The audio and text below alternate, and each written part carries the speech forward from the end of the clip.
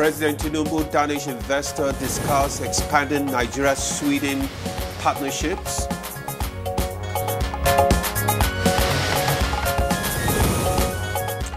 And Senate schedules Wednesday screening for new service chiefs.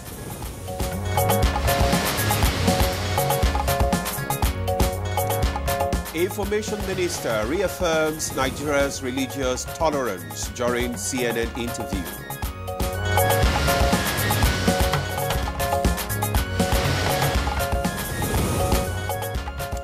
And on Good Morning Nigeria today, our focus is on staying safe online.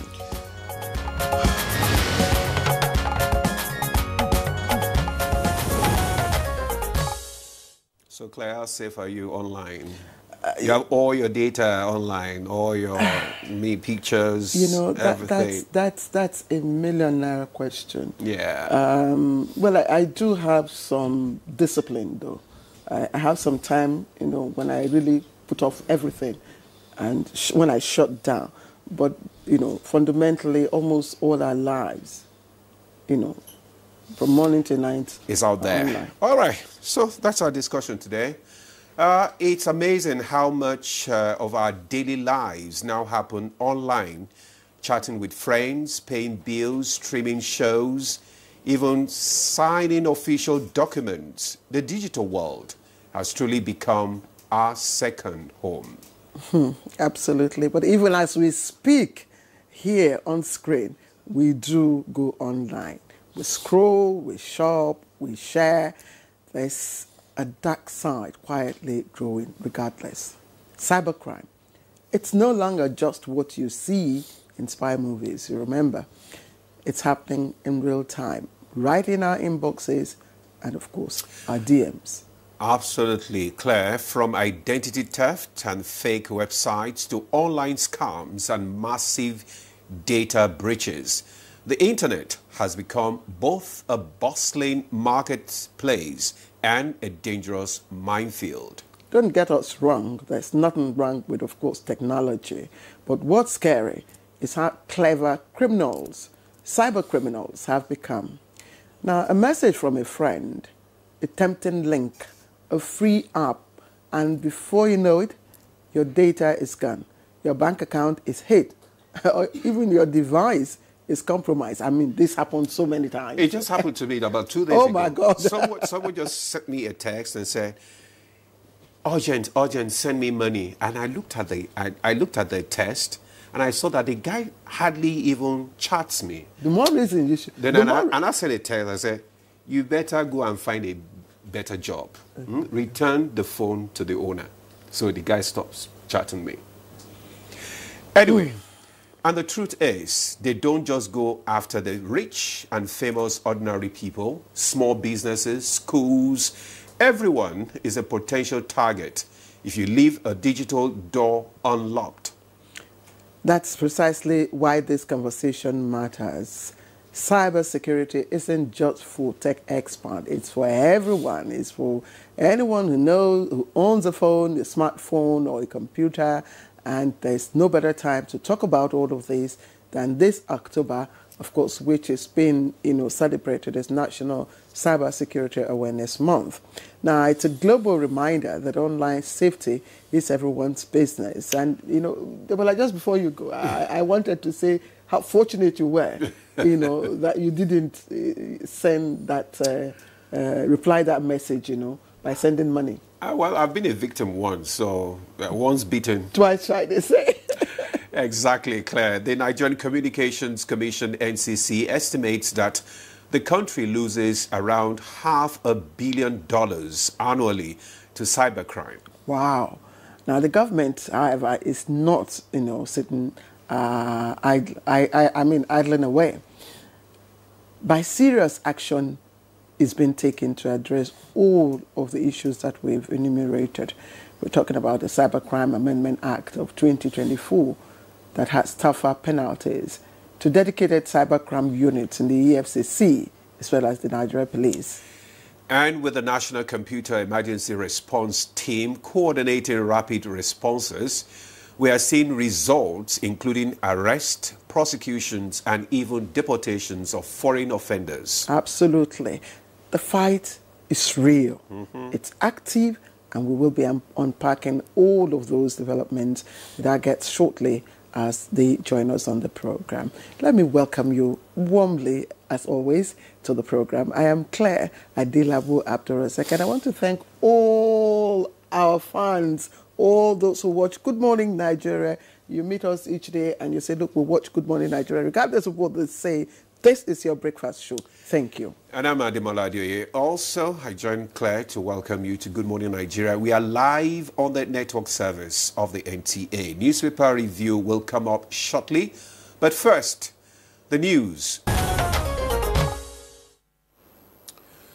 Thanks for staying with us. You're still on to Good Morning Nigeria on the network service of the NTA. Just before we bring in our guest for our conversation on staying safe online, let's take this background report by Joseph Orten. We cannot do without the use of technology. Everyone should be cautious, should be careful. Like they said, if you don't trust it, don't click it. A simple tap on an internet link and your information is compromised. This could even lead to your bank account completely wiped off. This is just one among several computer and internet-assisted crimes known as cybercrime, committed daily globally. It comes in various forms such as fraudulent electronic mails, pornography, identity theft, hacking, cyber harassment, spamming, and automated teller machines spoofing. Cybercrime is negatively impacting Nigeria's economy, national security, and social fabric by causing financial losses, damaging the country's reputation, hindering digital growth, and contributing to moral decadence. Nigerian Communications Commission reports that the country loses about $500 million yearly to cybercrime. While some research attributes the increasing rate to economic situations, it's obvious a lot goes on just for mischief. Authorities in the country have taken serious steps to curb the menace, including the enactment of the Cybercrime Amendment Act of 2024. As law enforcement agencies like the Economic and Financial Crimes Commission (EFCC) and the Nigeria Police Force having dedicated divisions to investigate these crimes, while the National Computer Emergency Response Team coordinates responses. The impact of the investigations and sensitizations have been massive, with several arrests and prosecutions of criminals, including foreigners. In August, Nigeria deported dozens of foreigners, including 50 Chinese. This brings the total repatriated convicted foreign nationals to 102 in recent times. For sure, Nigeria's digital economy has continued to grow. So does the complexity of its cybersecurity landscape, indicating that there is a growing need to adopt proactive cybersecurity defenses. On Good Morning Nigeria today, guests will shed more light on some of the defenses to help citizens and organizations stay safe online. Right, that was Joseph Oseng giving us a background information on the topic for our conversation this morning. Don't forget, you can also join in our conversation as we go on with the program. We will display the number for you to send your messages to us on the screen, and we will take them. But right now, let me quickly introduce our guests who are right here in the studio. We have been joined by, of course, Abdul Hakim Ajijola, who's Chairman, African Union Cybersecurity Expert Group. He's also Chairman, Institute of Information Protection and Privacy Africa, and also chairing the Consultancy Support Services Limited. And he's right here with us this morning. Good morning. Thank you for joining us.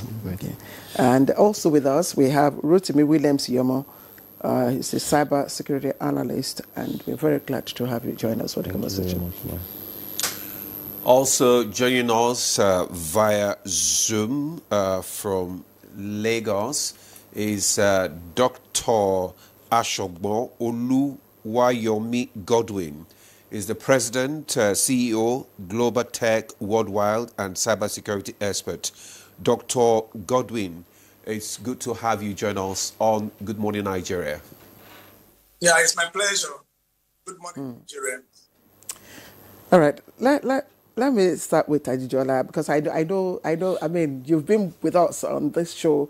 I can't remember how long now, and I've always known that you are, probably spend most of your time, in the cyberspace. So a bit too much time. So, but do you have concerns, trust issues using some of those devices? Yes, I would argue that too many of us consider the internet like a room, but it's not a room, it's a big open space. And I think just to follow up on something the DPP said earlier, every click leaves a footprint. That said, particularly social media, a lot of young Nigerians in particular, they're using social media to push their business. They're using social media for advocacy. They're using social media to make political improvements, let me say. But at the same time, we need to understand that social media is like fire. Fire can cook your food. It can also burn your house. It can also burn your country. And so to that extent, I think that we need to encourage not just our youth, but all of us, not only to utilize social media, that is to use it well, but to make sure that those platforms don't use us. But what about you? I just want to know your experience, because with your expertise in this area, I'm just wondering if you also have that concern. Do you also have that trust issues, using them? I have significant concerns, and very specifically, I do not use WhatsApp at all. Why? It's not safe. Really? How? Well, WhatsApp alone collects 18 pieces of operational data for every activity you do, whether it's a message, whether it's a text, whether it's a video. And it's called metadata. That's the technical jargon. But these operational data can tell a lot about you. So, for example, you just got a message that, I don't know, from a gynecologist. The next thing you are WhatsApping maybe an abortion center. I don't need to know what is the precise content of the message, but from the activities and the information surrounding it, I can gain a lot about you. I specifically do not use Facebook on my phone. Right now, the Facebook is scanning not just what you post, but is scanning what's on your phone. So there are a lot of intrusive things going on with some of these platforms. But more importantly, we have to appreciate that under the 2018 U.S. Cloud Act, the U.S. government arrogated itself the power to basically obtain any information on any U.S.-owned platform. If you happen to be a U.S. citizen, then the U.S. Constitution technically applies, due process. If, like me and many of our viewers, we are not U.S. citizens, then those constitutional provisions and checks and balances do not apply. So if you are using Gmail, Hotmail, Outlook, Amazon Web Service, AWS, a lot of our services are on that. If you are using Facebook, WhatsApp, you name it, it's a US-owned platform, they have access to your data. So what do you use? What about Telegram, Instagram? You don't Oh my God. WhatsApp, you don't use Facebook, you don't use Instagram? Yes, what do you Okay, for example, instead of Twitter or X, I use Blue Sky. Instead of Microsoft which Word, one is Blue Sky again? They are relatively more secure. Nothing is perfectly secure. Instead of WhatsApp, I use Signal, but I also use something called Session. And Session is a little more complicated, much more secure, but Signal, by and large, is much more secure than WhatsApp in terms of the Signal app. I'm not trying to market any of How these come we things. don't know all this? Maybe you are focused on your journalism specialities. No, Some not of us me. focus Not on other. me. A lot. We will get. We will Okay, get. okay. Well, Yes, we will get the messages. other guests. What's your experience? What are your concerns? Tell us, how vulnerable are we? Okay, thank you very much. He mentioned certain things, and I think we share the same belief and the same opinion. For instance, you hardly see me on Facebook. I have an account there, but you hardly see me there. On Facebook? Yes. On X, most times I just go there maybe to... Sorry. How is it that you have an account, And but you don't? hardly see you? Just Okay. explain that. So Some that of this account, I created them when I was way younger, and sometimes around 2006, 2007, thereabout, when I joined Facebook. But over time, as I get to learn more in the cybersecurity space, I started seeing some of the downsides, just like he mentioned, of these social media platforms. The number of information they collect. We are the bucket, because it is the data they collect from us that they sell. Because let's get to think of it. You are using this platform and they claim it's free. How are they making their money? So many ways they make their money. One of the ways they make their money is through you and I. The information we share. Now, one of the things they try to do, the way the social media algorithm works, is that they try as much as they can to keep you there. So one of the thing is like this: if you are on X and you spend a second, let's say looking at a football picture, and you spend another 10 seconds looking at a picture of a lady that is naked. At the end of the day, you get to see more of naked ladies. absolutely. Just even without, you discover that even people you don't follow, platforms you don't follow, you get to see their posts. Yeah. You now get to see more of those kind of pictures. So they try to understand what you like, just so they can keep you more on these platforms. Yes.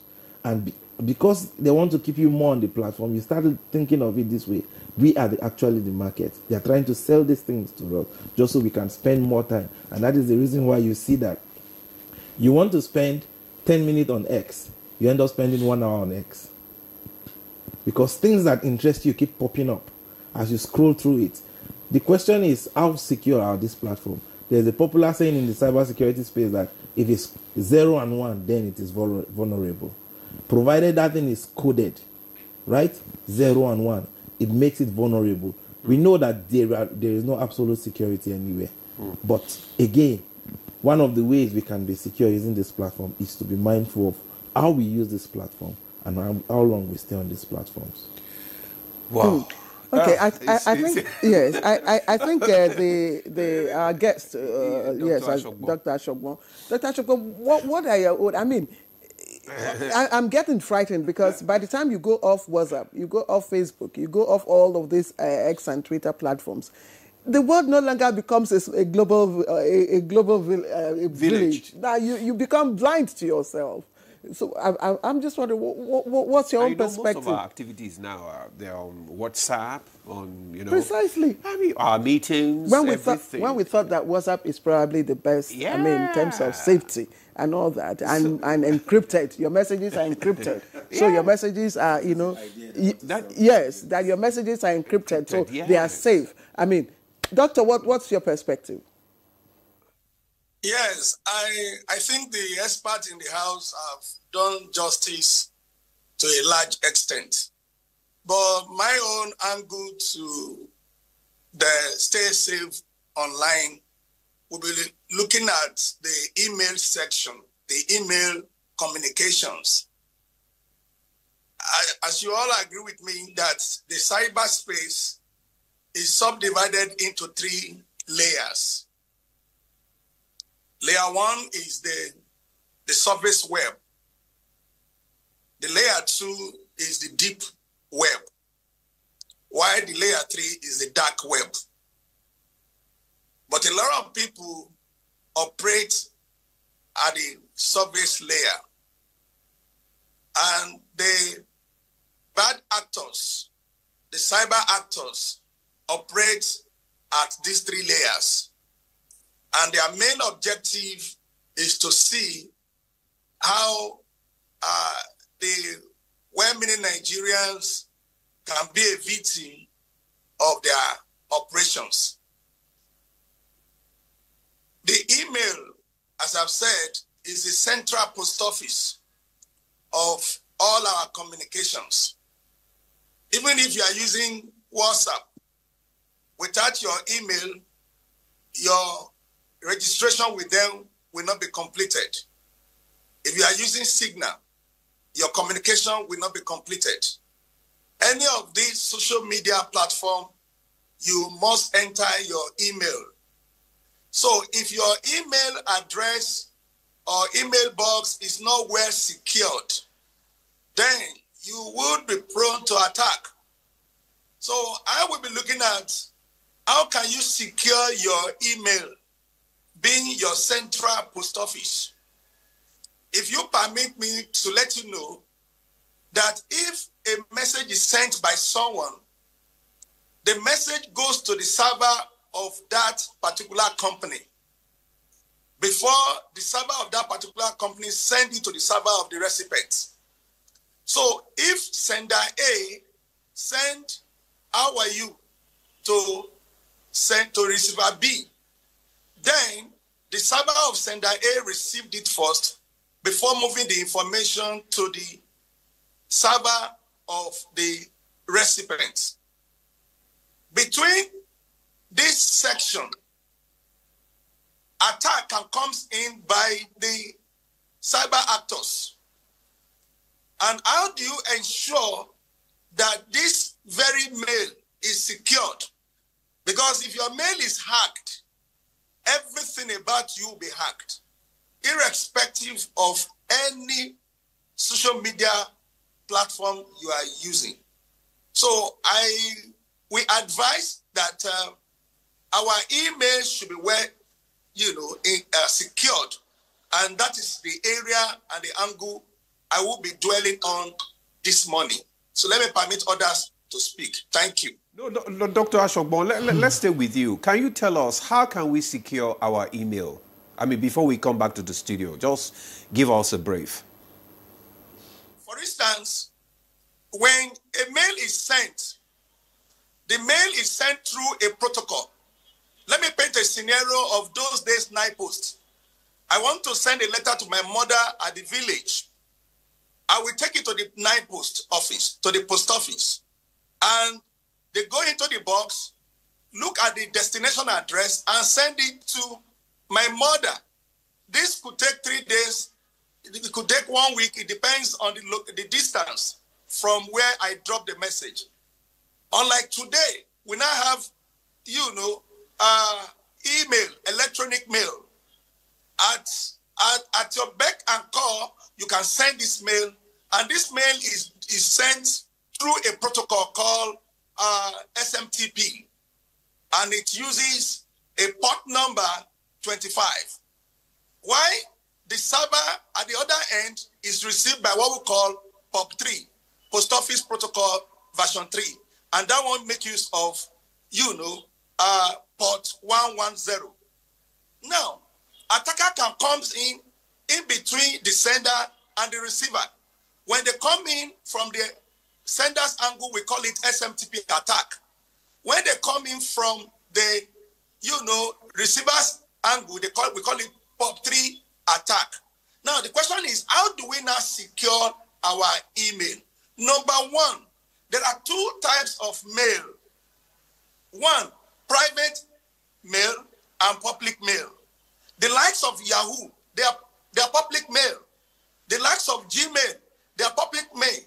If you are doing anything, if you are having a very sensitive data, don't store it on any of these mails. Why? Because they are public mail. They are public environment, they can easily be attacked. If Google is attacked today, your mail will be attacked. If Yahoo is attacked today, your mail will be attacked. And that is why we advise that don't store sensitive information or send sensitive information through the public mail. Now, the other hand is the private mail. The private mail, this is owned by companies. For example, I can say info@globaltexworld.net. That is a private mail. I can store my information there. I can secure my information. I can do a whole lot of things with that information. Now, if you don't have a private company to host your private website or email, then what do you do for those who owns the public mail? Number one, make sure you enable two-factor authentication, 2FA. Make sure you enable two-factor authentication. This is very, very key. Number two, make sure before you open any attachments, ensure the attachment is verified. How do you verify the attachment? If you are there, you can pick your biro to write. We have a software called VirusTotal. We call it VirusTotal. VirusTotal.com. You go to that website, you copy the link of that attachment, paste it on VirusTotal to verify what the attachment is all about. Take, for example, you have not applied for a job in a company, and they are sending LPO to you that your LPO has been approved to your email. Do you apply for a contract? So what warranted you opening an LPO or an invoice on your mail? So if you are greedy, you fall a victim. Because I want to tell us that I'm an ethical hacker. When we develop a payload called virus or malicious software, the main headache of every hacker is how will this payload get to the victim? How will it get to the victim? That has been the headache of all hackers all over the world. So one of the ways they try to get it to the victim is through their email box by attaching it and send it to them. So don't open an attachment without verifying the attachment. Even if the mail is sent to you by a trusted person, by your MD, by anybody, because we have what we call man-in-the-middle attack. You make sure you verify it. And also verify and you discovered malicious options or link among the reports given to you, don't go further to open such mail. Number three, when you receive a threat mail that your email is about to be shut down, your email is affected, your email has a virus attack, click on this to rectify it. Don't click in. These are tricks of hackers. These are tricks of the cyber predators, because they knew very well that once you see such a threat information, you are going to click, and as you click that link, it moves you to their own fake site where they have, more tools to deal with you, to extract your information. I still have more, but let me allow us for now. Thank you. Before we come back, please, before we come back to the studio, I know Adejola and Rotimi will want to say a lot more. I'm just wondering, the perception, I may be wrong, is that mails like Yahoo and Gmail you've talked about, I mean, very common, commonly used by everyone.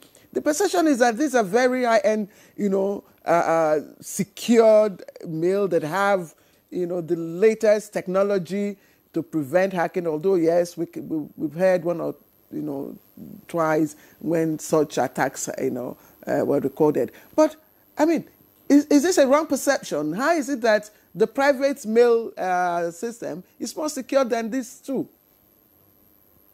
Yeah, the private mail is more secured because there are a lot of protective measures the organizations would have put in place. Number two, the private mail is also secure because it is not the blue eyes of the cyber actors. Because, for instance, in private mail, maybe the highest numbers of mail you have there is 10, maximum 500.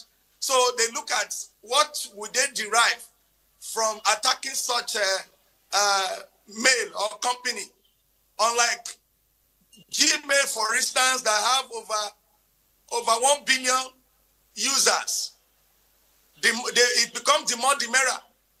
Like, for example, we have a tool called the Avesta. You can use Avesta as a tool to harvest the email of a company and see all the email. You get their username and password, and you log in from their back end. If they do that for 1 billion users, there is no how they will not find about 1 million users having one credit card information or the other. So I can say that the eyes of the hackers does not really go to the private organization, one, unlike the public, email. Number two, the private organization has a lot of tools to safeguard their own internet, to safeguard their own back end. Unlike public, they do as well, but the hackers over time has gained access into the public arena more than the private. And the private also is not always available, unlike the public that is the main target of the, of the cyber actors. Thank you. Thank you very much, Dr. Ashogbon. What the picture you have painted this morning is a bit scary, and it calls for a lot of concern, because if you say the Yahoo is not so safe and Gmail too, it's I don't know what we're going to run to now. Ajijola, I mean, you have listened to him, and what are the most common online scams, currently targeting, people, especially Nigerians? And do you agree with all the things that Dr. Ashogbon has reeled out? Well, I think the most important thing that I think was left out of his intervention was all of these things start with us. It's about how, first and foremost, you must have a good password. If you're going to use your dog or your cat's name or your birthday, I mean, these are relatively easy things to guess. The second thing, again, when you point finger, three are pointing back at, it's back to us. We need to practice good cyber hygiene. What does this mean? You update regularly, you use your antivirus. What I mean is that, and again, password, look at where you live. You can build the wall, as high as you wish. Mm-hmm. But if your environment, that is, if your society, if your country is violent, that wall is not really going to help you. Mm. So you also have to take care of the broader issues. So there are societal functions. But at the same time, yes, it's good to live in an estate. It's good to have a wall around the estate. It's good to have a gate with security guards. It's good to have a wall maybe around your house. So these are things, like I said, these are the basic cyber hygiene things you can do. So to that extent. Now, in terms of your question, what are people targeting? At the end of the day, 90% of the time, it comes down to money. Where is the money? Finance sector. Whether you call it banks, insurance, fintechs. And of course, fintechs are particularly vulnerable because, by and large, they are online. Okay. You see? But don't forget, banks have always been vulnerable to robbery. Mm-hmm. So it's not an IT issue per se. The other kind of bad actors you have, you also have basically what we would call nation-state actors. So, for example, if you are from a government agency or a military agency or even a journalist, you may be perceived as having information that will be politically useful. So that could also mark you out as a target. Don't forget also that sometimes the bad actors are not actually bad people in the sense that they actually may be government people. So you also need to have those kind of checks and balances. And at the end of the day, I'd like to just quickly quote a young man, Opeyemi Onifade. He said something, a bush is simply an ungoverned garden, while a garden is a governed bush. Okay. And I think this is part of it, that bush or garden, it's governance. And so this comes back to, our internet, our social media platforms. What are our governance regimes? Now, governance does not necessarily mean, tightening things so that there's no innovation. You have to have innovation. But governance at least means that there are some do's, there are some don'ts, there are some expectations. For example, there are responsibilities of the individual, but also of the providers. Whether it is a public or private email, for example, if you are Shell or Nigerian military, I mean, privately, your email would be of interest to a lot of bad actors. So to that extent, for me, you need to start with the basics. You talk about, my takeaway for the audience is passwords. Also, I think we should look at the broader issue of data. And again, for me, many people say data is the new oil. I would modify that a bit and say data is the new soil, as in dirt. And whoever controls it controls the harvest. And so what you are seeing is why some of these platforms are becoming problematic is because there's a big push globally for people to develop AI-driven solutions. And big tech, in order to do AI well, needs a lot of data. Where does it get the data from? It gets it from you and I. And that is why, like Rotimi said, the algorithms, for example, on X, simply are monitoring and trying to accommodate to feed you what it thinks you need. But at the same time, quote unquote, in exchange, it's taking your data. And I think just to build on what Rotimi also had said earlier, if a product is free, please appreciate you are not the customer. You are the product being sold. It is your eyeballs for the advertisements that the marketers are selling. Wow. Wow. I honestly, I'm just lost, and I totally agree with you, because I was going to ask you, the gap. I mean, because if you look at it, it's all about either, again, governance, you doing the right thing. Yes. It's not just that, okay, everything, the cyberspace is dangerous. It's not safe. It's all about what you do, and that exactly, or do not do. And then we also talk about the governance. The governance. What are the rules? What steps are those who are overseeing the cyberspace? What else are they taking? What should the public know about how to use online materials? But let me even ask you before we even go further. Sometimes when you make stopovers at the airport or cafe or hotels, you're provided with free Wi-Fi and all that. Is that also, could that also be a trap for data collection? Okay, it is a trap. I have always run campaigns on the use of public Wi-Fis, right? There is absolutely nothing you're doing on a public Wi-Fi, or what we call free Wi-Fi, that someone with tools sophisticated enough, with the skill set, won't be, someone at the back end with the tool set and the skills won't be able to see all of the information, all of the transactions you're carrying out.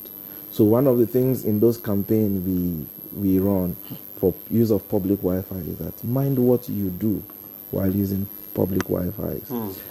For instance, if you must use public Wi-Fi, there is absolutely no reason why you should carry out things like internet banking or mobile transactions on public Wi-Fi. On public Wi-Fi. Though there is this exception that says if you must use it with VPN. But again, how many of our users use VPNs? Sometimes they just want to quickly connect to, let's say, their office, and they just look for a Wi-Fi close by and they connect. To them, it is fast. And one thing I've come to observe with Nigerians is that when they see the term free or public, they enjoy it so much. That is when they want to update all of their softwares. That's when they want to download all the things they need to download. And the more you spend time on these platforms, before now we used to say that if it is HTTP, it is not secured. Now there are platforms that is HTTPS that are still vulnerable. Remember I said initially that if it is coded in 0 and 1, it is vulnerable. I work as a cybersecurity analyst. We carry out VAPT every day for product and services. Even though these web applications, these platforms are being built and hosted, the SSL certificate that enables the security in these platforms are included. It doesn't change the fact that maybe while coding some of these things, they are not properly coded. Like, for instance, what we call input validations. They don't carry out all of these things properly. And when they don't carry it out properly, it means that this website, at one point or the other, will be vulnerable. It means someone with the right skill set can break this website. It means someone with, like recently we audited a particular website, and the part where users receive OTP to either change their password or to enable multi-factor authentication, it was vulnerable. So it's vulnerable to a brute force attack. It means someone can guess the OTP. And there is no limit on it, so you can just keep trying as much as you can for that OTP. And we're using tools that will enable us try as much as we can. So the tool just kept trying, a particular tool kept trying, and it eventually got the OTP of that particular web application. So sometimes we think that provided that this website has HTTPS, it is all secure. But at the same time, we as the end users, we have our roles and responsibility as well to play.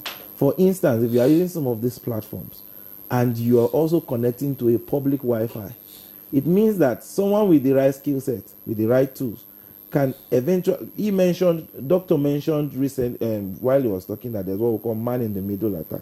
It is these tools and the skills that makes someone in the middle.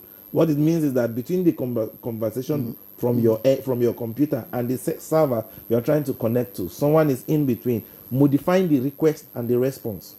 So while they are modifying it, you think you are getting this response from the server, and you are getting, not knowing that you are getting this request from the person in the middle. So at the same time, with the same skill, with the same tools and the same skill set, those encrypted information you have entered, like your card details, your credit card details. Let's say, for instance, you are making transaction online. You have entered your card details, your CVV, your expiry date, and your card PIN, and you think they are encrypted on this platform. Someone will still take time and decrypt all of these things. Sorry, Rotimi, you know what you people are reeling out this morning is worrisome. I mean, I know few people that they have vowed that they will never use this app, or they will go straight to the bank and do their transaction. Don't come and tell me that I must use Apple, that kind of thing.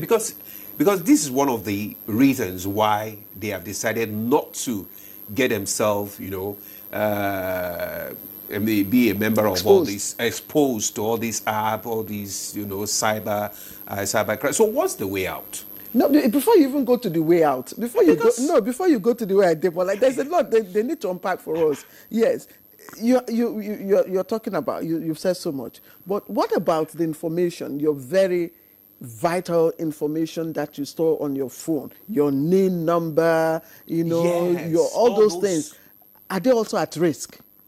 Well, provided you have it in a digital device, they're at risk. But again, these are some of the things we need to do, right? Doctor mentioned that you should update your softwares regularly. When there is a software, it means that the manufacturer or the developers of this product have seen that there is a gap. So they're trying to fix it. So they fix this bug, this security loopholes. They roll it out there as patch or security update. Users, our role now is update your applications, your softwares regularly. At the same time, it is also recommended... How do you know when to update? Most times when there is update, there is usually notification for those updates. Okay. You can just... for instance, I am an Android user. I use Android devices and Windows devices, Linux devices. Those are some of the ones I use. Now, when using all of these things, whenever there is update from Play Store, there is usually notifications. I've enabled notifications just so they notify me when I need to update my WhatsApp, any of these applications I have on my phone. The same time, Windows software I always enable automatic updates. Not just, but even though the downloads, I don't install automatically. Sometimes you may still need to review based on the environment you are using those updates on. Okay. So update your softwares regularly. It is also important that you use antivirus softwares as well. Some of these antivirus softwares will help you in the sense that there are certain websites you want to go to. They will not allow you access those websites. Like in my organization, the kind of antivirus we use is an endpoint protection, an EDR rather. It is endpoint detection and response. And with the help of other technologies we have, when you click certain links that are malicious, it will block it and tell you that this particular URL you are going to is malicious. So use a good antivirus software that will help you prevent all of these phishing and malicious websites. At the same time, enable multi-factor authentication. We have shouted it again and again and again. I remember this month, the month of October, is National Cybersecurity Awareness Month. And the team also is staying safe online from the Cybersecurity Experts Association of Nigeria. Now, we are trying to stay safe online, but one of the ways we stay safe online is to enable multi-factor authentication. These platforms have enabled multi-factor authentication. They have seen it because security is also evolving just as this technology are evolving. But even when you do the two-step verification, this thing, you still get, people still get hacked. He mentioned initially that there is no absolute security anywhere, right? There's what we call, in the concept of, in the cyber security, there's what we call security hardening. So it's not absolute security, you just make it difficult to break into. So certain hackers that are trying to break into, when they discover that they are not finding it easy, they get frustrated and they move on to the next target. So you are not a victim. So by the time you enable multi-factor or two-factor authentication, two-factor is a subset of multi-factor authentication, right? Now, by the time you enable any of this, you have made it a bit difficult. It's another layer of security you have added to the platforms you are using. By the time you have added this to it, it means that you have made it difficult, and there is high probability that you will frustrate the person that is trying to crack or break into your account. Another thing before we move away is, they say the heart is not so smart. Sometimes the brain too is not so smart. So people, can't remember so many things. So they just use one password, for all of their, transactions. Especially the elderly, because I think I would disagree. Not just the elderly. Yeah, I'm just saying, because by the time you have different passwords for different platforms, you can't remember. Begin to remember them? So they use one. Just one. So that is why we call why we use things like password managers. Okay. Even though they are not also 100% secure and safe. Who are they? AI? No. Even no, Google we're still going to go to AI now. Even Google has a password manager. There are other password managers that we have there. You can use to generate and store password. Why I say it's not only the elderly. Recently, I was a young person, tried to add issues with a Gmail, rather, it's a lady. And after everything, I was able to recover the password. Recovering the password, I was trying to change the password. So when trying to change the password, I just decided to check for some security features that Gmail has. While checking through, I discovered that on 27 accounts that is associated to that Gmail, she is using the same password. 27. Now, and she stored them in that place. The first thing I noticed was that the password was 1 week. 2, there is no two-factor authentication in that Gmail. And that Gmail had her card details attached to it. So that Gmail had her card details attached to it. She's using the same password for all social media platforms. So it means that if at any point anything happened to that Gmail, she has lost either all her social media account, and at the same time, her card details is at risk because she has saved it there. She used it to pay for something on one of the platforms. So what should do? It's not just the elderly. At the same time, we should also advocate it for the younger ones. If the younger ones know it better and they can manage it, they will be the one to transfer this knowledge and this concept to the elderly, because they don't want their father, their elderly ones, to be victim of all of these online fraudsters. So one of the things we recommend is use multiple password for different use different password for different accounts. To me, So how do you keep this password? When you I have recommend a password manager. Okay, I get frustrated sometimes when you want to create a new password and they tell you this is weak, you know, this is that. Just explain it to us quickly before we move on. Okay, one of the things I do is to have a password pattern. I don't use a password manager, but I have a password pattern. Though sometimes I get password fatigue, but I have a pattern in my head. And the pattern I have minimum 12 characters I use. Because before now, we used to see 8 character length is strong. But 8 character length is beginning to get weak. I would recommend 12 characters in this platform.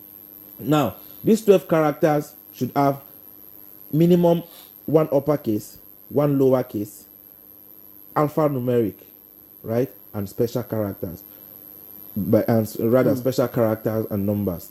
Now, what I do is to have a pattern in my head.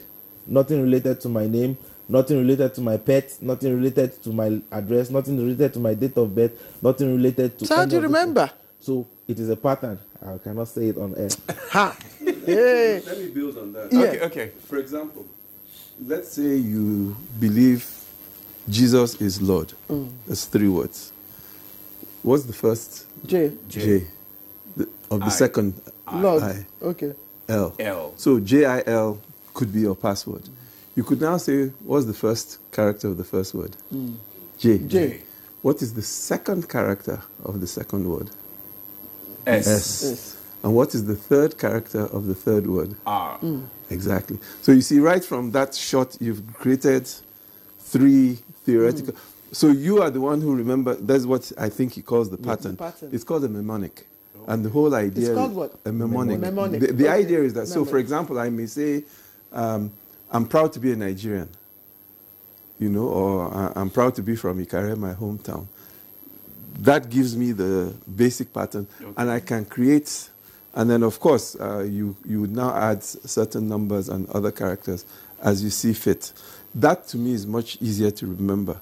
But if I could take a step back to something you said earlier, sir. Okay. All technology, I mean, fire has its risk, but all technology has its risk. All technology has its vulnerabilities. So your friend or colleague that says, I will not use an app, let him stop using a car. You have accidents with cars. Let him stop flying in an aeroplane. You have accidents with aeroplanes. I mean, even sabotage, you see. So I think that you have to weigh these things in life. And the truth of the matter is that, for example, your correspondent in reporting mentioned the word or the phrase digital economy. I, for one, I don't see a digital economy. I just see an economy. Because who today in our economy can do anything without technology? The banking system effectively is digital. It's digital, yeah. Government is becoming digital. So for me, I don't see that distinction of digital. I just see economy. You see? So at the end of the day, these things are just a fact of our life. And we do need to be very careful. We do need to, you can only start with yourself. So for example, do we share too much? When I say share too much, for example, I'm in a glass house. I send too many messages. But at the same time, the question is, do some of us share too much about ourselves? You know, what my wife did today, what my dog did yesterday, what my child... For example, our phones that we carry have become so sophisticated. The cameras are so sophisticated that you are warned. When you are taking pictures, do not put your, the face of your finger up. Like we all like to do this. Okay. I'm guilty of this. Because from a distance, you can zoom in on the picture. It's of that quality. You can actually take the fingerprints. Let's stop this thing. All this, exactly. Stop it. Yes, when we're taking pictures. But my point is that wasn't a problem 5 years ago. Yes. It evolves. And I think the idea is that as people, as a society, we too must evolve. We must, and that's the reason we are happy to be here, because there needs to be an awareness. We don't want to scare everybody with gloom and doom. There are risks. there's risk. Even just being alive is a risk. Adjourner, hold on. Okay, ma'am. Hold on. Let's bring in Dr. Godwin just before we take a break. But Dr. Godwin, quickly, please. I hear, Adjourner and Rotibi, they've mentioned it, you know, and we have not even talked about AI. No.